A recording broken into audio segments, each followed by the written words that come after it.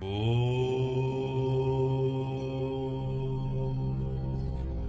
అండి, అందరికీ నమస్కారం. శ్రీ విశ్వావసునామ సంవత్సరం ఉత్తరాయణం వసంత ఋతువు వైశాఖ మాసం శుక్లపక్షం త్రయోదశి శనివారం చిత్తా నక్షత్రం. ఈరోజు విశేషమైనటువంటి రోజు. ఈరోజు చిత్తా నక్షత్రం. చిత్తా నక్షత్రంలో ఏదైనా శిశువు జన్మిస్తే మొదటి పాదం రెండో పాదం అశుభం అవుతుంది. మొదటి పాదంలో తల్లికి, రెండో పాదంలో తండ్రికి, 3, 4 పాదాలు శుభ ప్రతిఫలాలు అని జ్యోతిష శాస్త్రంలో ఉంది. అయితే దీనికి పరిష్కారం జన్మించిన సమయంలోనే ఆచరించాలి. ఇప్పుడు ఆచరిస్తే ప్రయోజనం అనేది ఉండదు. అయితే ఈరోజు చిత్తా నక్షత్రంలో శనివారం కలిసి వచ్చింది. చిత్తా నక్షత్రం అగ్ని నక్షత్రం కూడా. అయితే ఈరోజు చిత్రా నక్షత్రాధిపతి ఎవరు? కుజ మహాదశాంతం. చిత్రా నక్షత్రంలో ఎవరైనా జన్మిస్తే ఈరోజు అందరికీ కూడా ఈ చిత్తా నక్షత్రం శనివారం కలిసి వచ్చినప్పుడు విశేషంగా హనుమత్ నామధ్యాయం చేయాలి. ఆంజనేయ స్వామి నామమంత్రాన్ని జపించడం వలన, ఆంజనేయ స్వామి నామమంత్రాన్ని ఈరోజు మనస్ఫూర్తిగా శ్రద్ధతో ఆచరించడం వలన, జపించడం వలన హనుమాన్ మంగళకరం అంటాం కదా, ఆంజనేయ స్వామి మంగళకరుడు అని అర్థం. అందువలన ఈరోజు మనం అందరం కూడా ఆంజనేయ స్వామి నామమంత్రాన్ని జపించి మన జీవితంలో ఏదైనా అమంగళకరమైన పనులు జరుగుతూ ఉంటే దాని నుండి మనం ముక్తి పొందవచ్చు. కాబట్టి అందరూ కూడా ఆంజనేయ స్వామి నామాన్ని జపించి, ఆ మంగళకరమైన నామాన్ని జపించి ఆంజనేయ స్వామి ఆశీస్సులతో సకల విధమైన శుభప్రదాన్ని మనం పొందవచ్చు.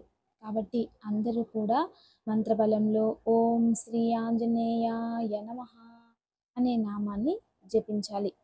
ఓం శ్రీ ఆంజనేయాయ నమః, ఓం శ్రీ ఆంజనేయాయ నమః, ఓం శ్రీ ఆంజనేయాయ నమః అనే నామాన్ని భక్తి శ్రద్ధలతో జపించడం వలన ఆంజనేయ స్వామి వారి అనుగ్రహాన్ని పొందవచ్చు.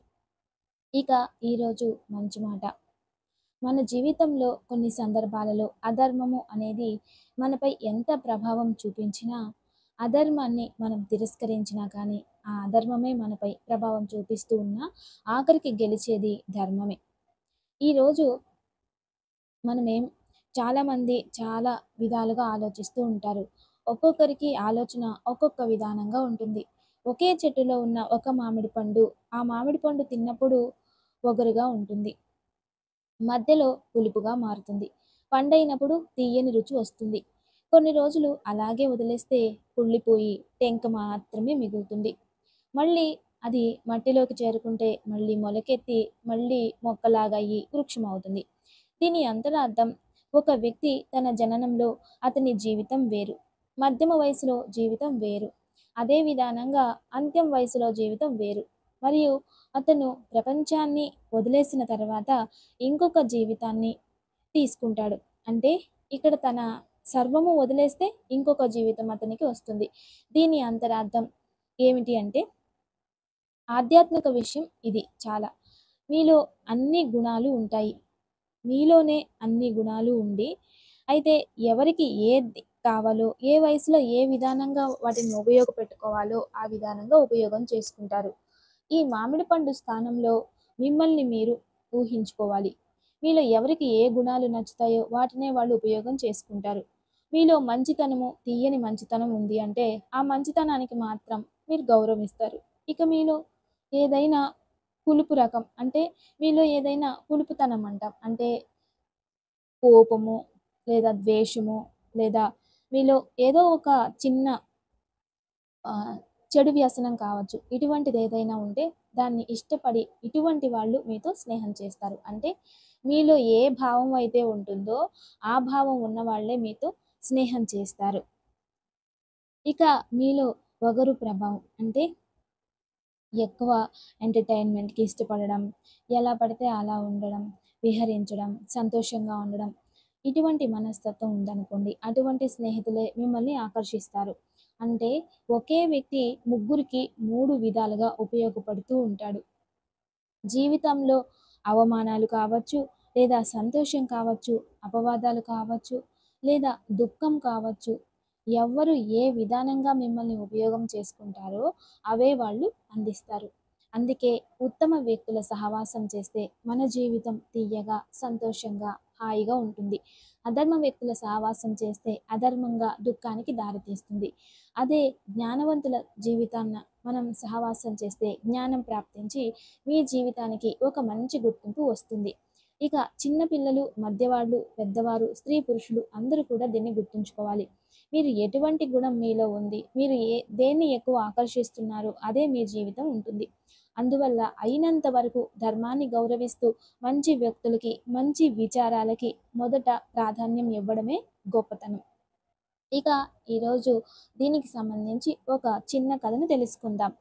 మహాభారతంలో అద్భుతమైన ఒక క్షేత్రమే హస్తినాపురం. ఇది అందరికీ తెలుసు. హస్తినాపురంలో చాలా గొప్ప వ్యక్తులు ఉంటారు. హస్తినాపురంలో రాజనీతికి ధర్మశాస్త్రం అనేది ఉంటుంది. ఆ రాజనీతి, హస్తినాపురం రాజనీతి ధర్మశాస్త్రం అంటే ఇప్పటిలో మనం ఎలా చెప్పాలి అంటే ఒక ఆర్గనైజేషన్లో ఉన్న నియమాలు, అవి ధర్మశాస్త్రం అనుకోవాలి. ఇలా మనం తీసుకున్నప్పుడు అక్కడ హస్తినాపురంలో ఎంతో గొప్పవాళ్ళు ఉండేవారు. ధృతరాష్ట్రులు ఉండేవారు, ఇతరులు ఉండేవాళ్ళు, ద్రోణాచార్యులు ఉండేవారు, మరియు భీష్మ పితామహులు కూడా ఉండేవారు.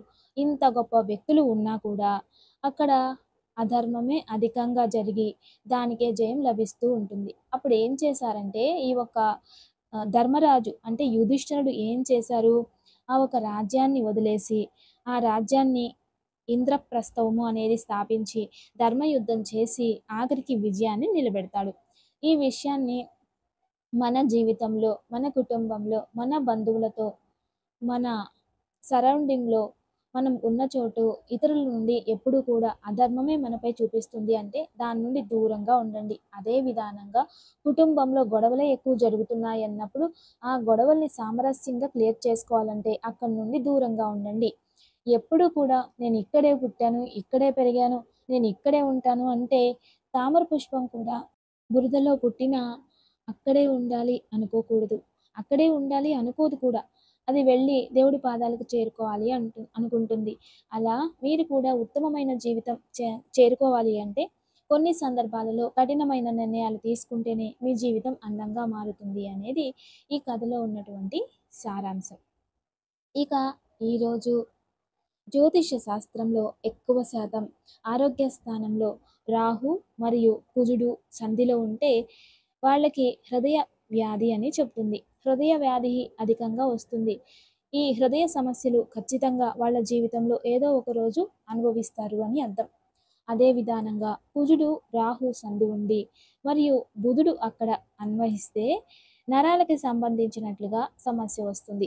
ఆరోగ్య స్థానంలో ఆ గ్రహాలు ఉంటాయి. మరియు శుక్రుడు ప్రవేశం చేశాడు అంటే రక్తహీనత, లేదంటే శుక్ర కణాలు తగ్గిపోవడం, లేదా శరీరంలో బలహీనత, విటమిన్ డెఫిషియన్సీ ఇటువంటివి వస్తాయి.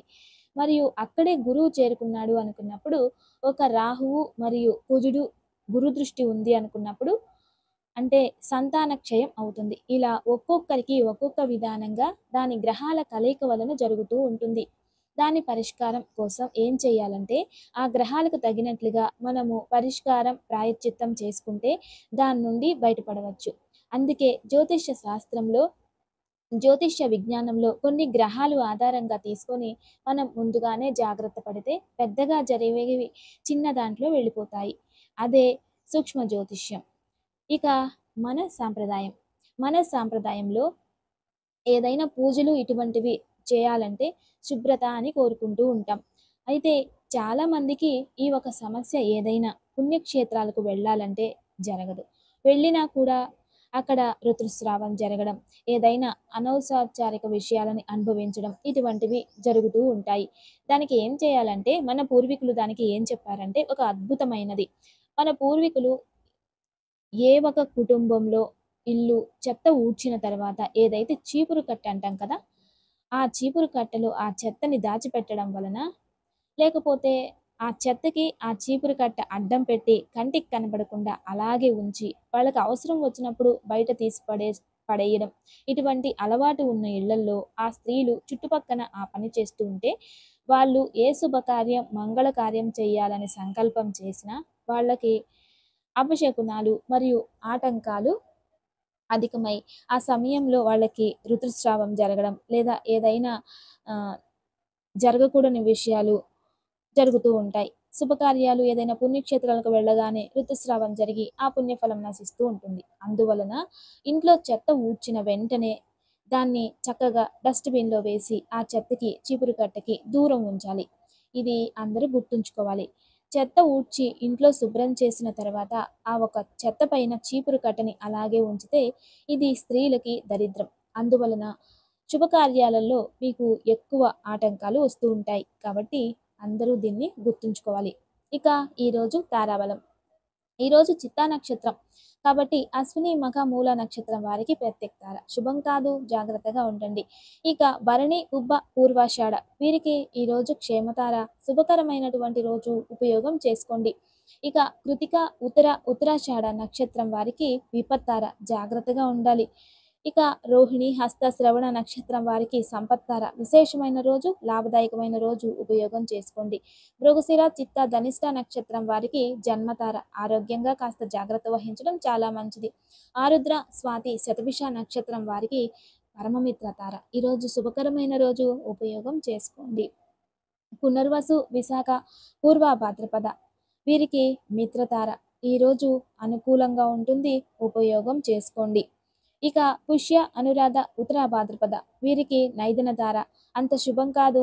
ఈ వదతారలో ఏం చేసినా చెడే జరుగుతుంది కాబట్టి జాగ్రత్త వహించండి. నిర్ణయాలు తీసుకునేటప్పుడు ఆలోచించి తీసుకోండి. ఇక ఆశ్లేష, జ్యేష్ఠ, రేవతి నక్షత్రం వారికి సాధక తార. ఈరోజు ప్రయత్నిస్తే ప్రతిఫలిస్తుంది. ఈ రోజుని ఉపయోగం చేసుకోండి. ఇక ఈరోజు వాస్తు పరిష్కారం. ఎక్కువ మంది వాస్తు అనే దానిలో చాలామంది ఇళ్లల్లో ఒకే ఒక కంప్లైంట్స్ ఎక్కువ చేస్తూ ఉంటారు. ఏంటంటే మేము ఎంత సంపాదించినా డబ్బులు ఉండడం లేదు. ఎంత సంపాదించినా ఇంటికి డబ్బులు రావడం లేదు. ఎంత సంపాదించినా ఇంట్లో ఏదో ఒకటి అత్యవసరంగా మన డబ్బులు ఇంటి నుండి ఖర్చయిపోతూ ఉంటాయి. దీనికి వాస్తుశాస్త్రం ఏం చెబుతుందంటే నైరుతి దిశలో వాటర్ ఫ్లోటింగ్ అధికంగా ఉంటే, నైరుతిలో వాటర్ అధికంగా ఖర్చవుతూ ఉంటే ఆ కుటుంబంలో డబ్బు నిలవదు అని చెప్తుంది. రెండోది వాయువ్య మూల అనేది ఏదైతే ఉంటుందో వాయు దిశ, అటువైపు ఏదైనా వాయువు నుంచి ఇటువైపు ఈశాన్యం మధ్యలో ఉత్తర దిశ ఏదైతే ఉంటుందో అక్కడ కుబేరుడు అధిపతి ఉత్తర దిశకి. ఆ దిశలో ఏదైనా వాస్తు దోషాలు ఉన్నప్పుడు అంటే ఖచ్చితంగా ఆ ఇంట్లో బంగారు నగలు, డబ్బు ఏమీ నిలవు. దాని వాస్తు ప్రకారం మీకేమన్నా డౌట్ ఉంటే దాన్ని సరిచేసుకోండి.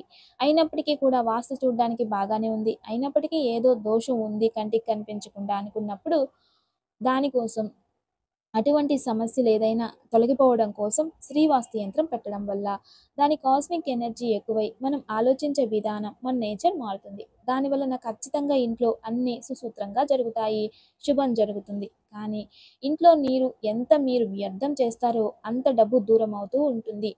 జాగ్రత్త వహించాలి దీన్ని. ఇక దివ్య పూజ. రేపు విశేషమైనటువంటి రోజు. ఎవరైతే ప్రభుత్వ ఉద్యోగం కోసం ప్రయత్నిస్తున్నారో, ఎవరైతే గవర్నమెంట్ జాబ్ కోసం ప్రయత్నిస్తూ ఉన్నారో, జాబ్ రాక బాధపడుతూ ఉన్నారో, ఎవరైతే ఉద్యోగంలో ప్రమోషన్ కావాలి, ట్రాన్స్ఫర్ కావాలి, ఇలా ఉద్యోగం లేని వాళ్ళందరూ కూడా రేపు అద్భుతమైన ఈ పరిష్కారాన్ని పాటించవచ్చు. సూర్యుడు అంటే సూర్యవృక్షం అంటే అశ్వత్థ వృక్షం. తంత్రశాస్త్రంలో ఎర్రచందనం కూడా సూర్యుని ఆధీనంలో ఉంటాయి. సూర్యుడు వాటికి అధిపతి. కాబట్టి రేపు ఉదయాన్నే ఒక చెంబు నీళ్లు తీసుకొని ఆ నీళ్ళల్లో చిటికెడు కుంకుమ వేసుకొని దానిలో 2 దర్భపూచలైనా లేదా గరికైనా సరే అందులో వేసి, లేదంటే ఇవి దొరకనప్పుడు తులసి ఆకులైనా వేసి ఒక రాగి చెంబులో లేదా కుండలో ఉంచి అందులో వేసి ఆదిత్య హృదయం చదువుకోవాలి. ఆ చదవడం కాలేదు అనుకున్నప్పుడు సూర్యనారాయణ మహా అనే ధ్యానం చేసి ఆ నీటిని తీసుకెళ్ళి అశ్వత్థ వృక్షము అని ఉంటుంది ఆ రావి చెట్టు ఎక్కడుంటుందో ఆ రావి చెట్టుకు పోసేసి 7 ప్రదక్షిణలు చేసి వస్తే ఖచ్చితంగా ఉద్యోగరీత్యా మీకు ఏ సమస్య ఉన్నా దాని నుండి వెంటనే మీకు ప్రతిఫలం కనిపిస్తుంది. ఇక ఈరోజు దివ్యమైన యోగక్షేమం. కాస్త మినప్పిండి, బియ్యం పిండి తీసుకుని అందులో చిటికెడు తెల్లావాలు వేయండి. ఆ తెల్లావాలు వేసి తయారించిన 2 చిన్న ప్రమిదలు తీసుకొని దుర్గాదేవి ముందు ఇంట్లోనే చిన్న విగ్రహం కానీ ఫోటో కానీ ఉంటే ఆ అమ్మవారి ముందు పెట్టి అందులో నెయ్యి కానీ నూనె కానీ వేసి చక్కగా దీపాలు వెలిగించి అమ్మవారికి ఎర్రని పుష్పాలు, ఎర్రని అక్షంతలు సమర్పించి కొన్ని చేతిలో పట్టుకొని మీకు తెలిసిన ఏదైనా దుర్గాదేవి శ్లోకం కానీ, దేవి ఖడ్గమాల గానీ, లేదా లలిత సహస్రం నామం కానీ ఇటువంటిది ఏది పారాయణమైనా చేసుకొని, సంకల్పం చేసుకొని, చేతిలో ఉన్న అక్షంతులు, పువ్వులు అమ్మవారికి సమర్పించుకున్నట్లయితే మీ సంకల్పం సిద్ధిస్తుంది. మీ పిల్లల విషయంలో సంకల్పం చేసుకొని, వాళ్ళు ఏదైనా కోపంలోనో, లేదా చెడు వ్యసనాలకో, లేదా చెడు ఆలోచనలకో, లేదా చెడు స్నేహాలకి బానిసత్వం అయి ఉంటే అవన్నీ కూడా తొలగిపోతాయి. వాళ్ళల్లో ఉన్న కోపము తగ్గిపోతుంది. దీన్ని తప్పక ఆచరించండి. శత్రువుల జయం జరుగుతుంది. శత్రు నాశనం జరుగుతుంది. ఇక దీపాలు కొండెక్కిన తర్వాత మరుసటి రోజు వాటిని తీసి డస్ట్‌బిన్‌లో వేసేయండి. నమస్తే. Thanks for watching.